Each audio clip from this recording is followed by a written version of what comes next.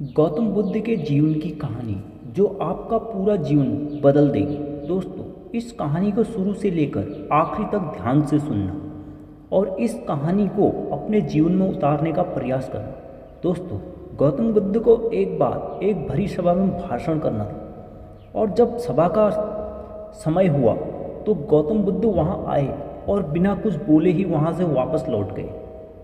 कई लोग गौतम बुद्ध के भाषण को सुनने वहां आए हुए थे, लेकिन बुद्ध के इस तरीके से वापस लौट जाने को देखकर सभी लोग बहुत चौकन्ने थे, लेकिन किसी ने भी बुद्ध से कोई भी प्रश्न नहीं किया।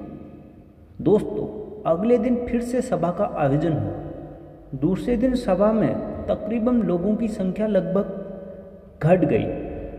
बुद्ध सभा में आए, लेकिन इस बार भी बुद्ध ने वही किया, अर्थात बिना कुछ बोले ही वहाँ से चले गए। लोग दोबारा से चौंके, लेकिन किसी ने भी बुद्ध से कोई प्रश्न नहीं किया। अगले दिन सभा का आयोजन फिर से किया गया, लेकिन इस बार सभा में लोगों की संख्या और घट गई। बुद्ध सभा में फिर से आए और बुद्ध इस बार भी बिना कुछ बोले सभा से चले गए। उसके बाद कुछ लोग क्रोधित भी हुए, क्योंकि लोग भाषण सुनने के लिए अपना काम छोड़ छोड़कर आए हुए थे, लेकिन किसी ने भी बुद्ध से कोई प्रश्न नहीं किया। अगले दिन फिर से सभा का आयोजन हुआ।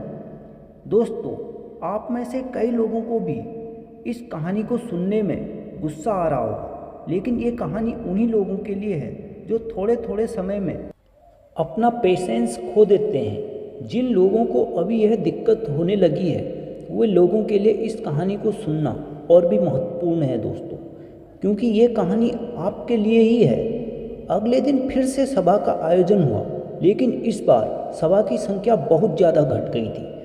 फिर से उसके बाद बुद्ध सभा में आए, इधर उधर देखा, मुस्कुराए और फिर से बुद्ध ने वही किया, यानी बिना कुछ बोले ही वहाँ से चले गए। इस बार भी लोग बहुत क्रोधित हुए और पीछे से भला बुरा भी कहने लगे। दोस्तों, अगले दिन फिर से सभा का आयोजन हुआ। इस बार सभा में लोगों की संख्या बहुत कम हो गई। इस बार भी बुद्ध सभा में आए, लेकिन इस बार बुद्ध ने अपना आसन ग्रहण कर लिया और फिर बुद्ध ने उन लोगों को अपना उपदेश दिया और वे बचे हुए लोग ही बुद्ध के भिक्षुक बन गए। आगे चलकर उन्हीं लोगों ने बुद्ध के ज्ञान को अलग अलग दिशाओं में फैला दिया। फिर एक दिन बुद्ध से किसी ने पूछा कि आप कई दिनों तक बिना बोले ही सभा से वापस चले गए, आपने ऐसा क्यों किया गुरुदेव? फिर बुद्ध ने कहा, मैं उन लोगों को खोज रहा था जो वास्तव में मुझे सुनना चाहते हैं, जो इसे सुनने के लायक थे।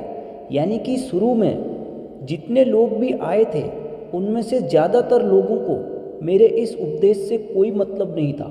वो सिर्फ वहाँ देखने आए हुए थे और वो लोग मेरे ज्ञान को औरों तक नहीं पहुँचा सकते थे। मुझे तो उन लोगों की खोज थी जो मेरे ज्ञान को जन जन तक पहुंचा सके। कई दिनों तक मैं सभा से बिना बोले इसलिए चले गया क्योंकि मैं देखना चाहता था वो कौन लोग हैं जो वास्तव में इस उपदेश को सुनना चाहते हैं, जो वास्तव में ज्ञान प्राप्त करना चाहते थे। वे लोग अंत तक जरूर रुके, और जो लोग ऐसे ही आ गए थे, वे लोग पहले या दूसरे तीसरे दिन ही चले गए। जिनके भीतर धैर्य था, उन्हें मुक्ति का मार्ग भी मिला, और जो लोग जल्दीबाजी में थे, वे लोग अपने घर में बैठे हुए हैं। सवाल यह नहीं है कि मैं तुम्हें क्या दे सकता हूँ, बल्कि सवाल यह है कि तुम क्या ले सकते हो। तुम्हारा पात्र कितना बड़ा है और कितने के तुम हकदार हो। जितने के तुम हकदार हो, उससे ज़्यादा तुम्हें नहीं मिलेगा। फिर वह व्यक्ति बुद्ध से पूछता है कि बुद्ध लायक कैसे बने। फिर बुद्ध कहते हैं कि धैर्य के द्वारा। जिस व्यक्ति के अंदर धैर्य है, वह व्यक्ति अपने जीवन में कुछ भी पा सकता है। सभा में जितने भी लोग आए हुए थे, और उसमें से अंत तक वही रुके जिनके अंदर धैर्य था। चाहे तुम्हारे जीवन में तुम्हारा लक्ष्य जो भी हो, लेकिन तुम बिना धैर्य के सफलता के चरम तक नहीं पहुंच सकते। फिर वह व्यक्ति बुद्ध से पूछता है कि कोई व्यक्ति अपने भीतर के धैर्य को कैसे बढ़ाए।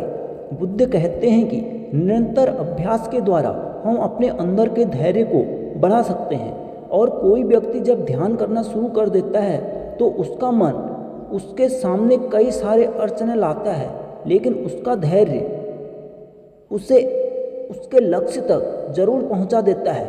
फिर वह व्यक्ति बुद्ध से कहता है कि मैं समझ गया गुरुदेव, मुझे धैर्य के साथ निरंतर अभ्यास करने की ज़रूरत है। दोस्तों, आपको अब यह समझ आ गया होगा कि आपके पास वो क्यों नहीं है जो आप पाना चाहते हैं, क्योंकि आप उसके लायक नहीं हैं। आप लायक तभी बनेंगे जब आप अपने भीतर धैर्य को बढ़ाएंगे, और धैर्य बढ़ेगा निरंतर अभ्यास के द्वारा। और दोस्तों, तो अब देर क्यों करना, लग जाइए अपने उस मंजिल को पाने में जिसे आप पाना चाहते हैं।